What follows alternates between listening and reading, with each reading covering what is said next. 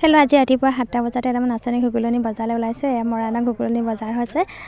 দেখিছেনে একদম কুঁৱলী পৰিয়ে আছে। আমি ওলালোঁ একদম 7টা বজাতে বজাৰলৈ। এইফালে আহি পাই গ'লোহি বজাৰ।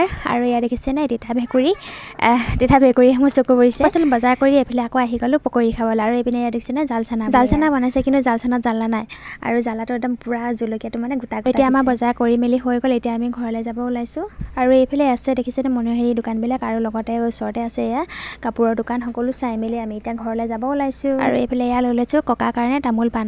ককাই মানে কোমলীয়া তামোল খাবলৈ টান পায়। আৰু এইপিনে কোমলীয়া বুঢ়া তামোল লৈ ল'লোঁ। লৈ মেলি এতিয়া আমি ঘৰলৈ যাব ওলাইছোঁ। এতিয়া আমি ইয়াৰ ঘৰলৈ আহি পাই গ'লোঁ। এইপিনে ইয়াৰ ককা বহি আছে।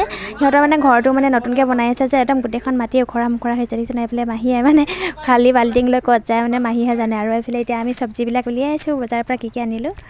এইফালে এয়া দেখিছেনে তিতা ভেকুৰী, কিছুমানে বেঙেনা বুলি কয়, আমি কিন্তু ভেকুৰী বুলি কৈছোঁ। এইফালে এয়া পকৰি একদম গৰম গৰম পকৰিৰ লগত মানে জ্বালা চালা একো নাই, মানে গোটা গোটা জলকীয়া দুটা দি দিছে আৰু চাটনি তাটনি একো নাই। পিনে ব্ৰকলি আনিলোঁ, আনিছোঁ আৰু কিছুমান বস্তু।